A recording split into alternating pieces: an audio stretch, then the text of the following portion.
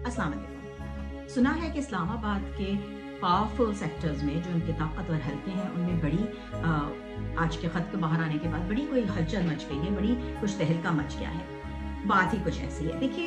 कहने को तो एक छोटी सी बात है कि इस्लामाबाद के हाई कोर्ट के 6 जजेस ने जो है वो सुप्रीम जुडिशल काउंसिल को खत लिखे, लेकिन वो कौन जजेस हैं, किस ओहदे के जजेस हैं, उन्होंने क्या बात लिखी, किस तरह लिखी, किसको लिखी, ये बहुत जरूरी है,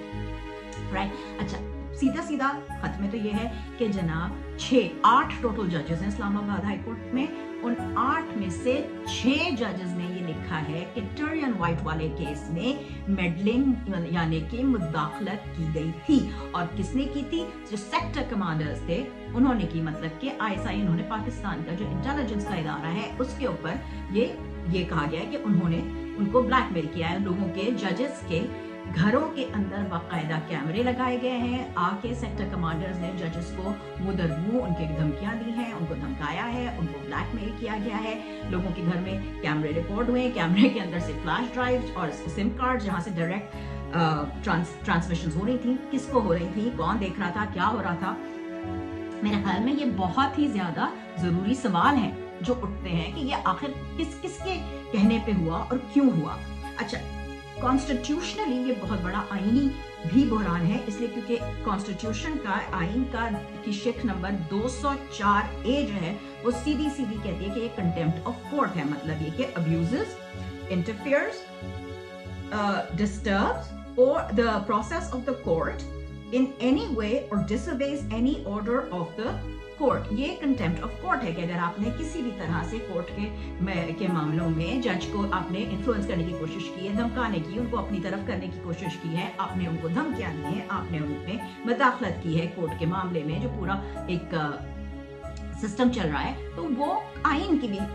के मुताबिक अब्यूज ऑफ कोर्ट है। तो ये आइन शिकनी है, ये कानून शिकनी है, ये दोनों होते हैं, तो ये बड़ी एक सीरियस बात हो जाती है। अच्छा, उसके अलावा फिर ये कि जो 6 जजेस ने लिखा है वो इस्लामाबाद हाई कोर्ट के जो चीफ जस्टिस है उनके और जस्टिस मियां गुल हसन औरंगजेब, उनके अलावा बाकी 6 जजेस ने ये वाली बात कही है कि ये जो है इन सब के साथ हुआ है। और उन्होंने सबसे इम्पोर्टेंट बात ये कि उन्होंने ये डॉक्यूमेंट किया, ये बात लिस्ट की है कि किस तरह जिस वक्त ये सारा कुछ हो रहा था उस वक्त उन्होंने किस तरह जस्टिस, उस वक्त के जो चीफ जस्टिस बंदियाल को और जस्टिस आमिर फारूक को और उसके अलावा जो फिलहाल हमारे जो इस वक्त के चीफ जस्टिस पाकिस्तान है काजी फाइज ईसा को किस तरह से वो वक्तन आगाह करते रहे कि ये सब कुछ हो रहा है, लेकिन कोई भी कदम नहीं उठाया गया। ये एक बहुत ही बड़ी बात है। सुप्रीम जुडिशल काउंसिल जो है उसके अंदर भी जिनको ये खत लिखा गया उसमें भी 6 लोग हैं, जिसमें जस्टिस काजी फाइज ईसा है, खुद जस्टिस आमिर फारूक है, उसके अलावा जो नेक्स्ट इन लाइन है हमारे जो चीफ जस्टिस बनने वाले हैं वो हैं, बाकी हाई कोर्ट के दूसरे लोगों के बीच। तो बड़े कोई सीनियर जजेस हैं जिनको ये खत लिखा गया है, तो ये इस वजह से भी बहुत ज्यादा जरूरी है और सवाल जोड़ते हैं। फिर इसको लेके बात फिर हर कोर्ट में जितने भी खान साहब के बारे में केसेस हुए उनके बारे में सवाल उठते हैं, क्योंकि फिर तो जज हुमायूं दिलावर को, जज जुल्फिकार को, जज बशीर को, हर किसी को बुलाना चाहिए, कटेरे में खड़ा करना चाहिए, उनसे जो है वो ओथ में ये बयान दिलवाने चाहिए कि उन्होंने किस प्रेशर में जाके ये वाले सारे बयान दिए थे। और जबकि तो बिल्कुल खुला हुआ सामने है कि किस तरह से कानूनी तकाजे पूरे हुए ही नहीं थे और किस तरह कानून का खेल बनाकर ये सारी सजाएं पहले भी हुई थी। और मेरे ख्याल में जब ये कुछ खुलेगा तो और भी बहुत कुछ खुलना चाहिए है, जैसे कि जस्टिस मजहर अली नकवी,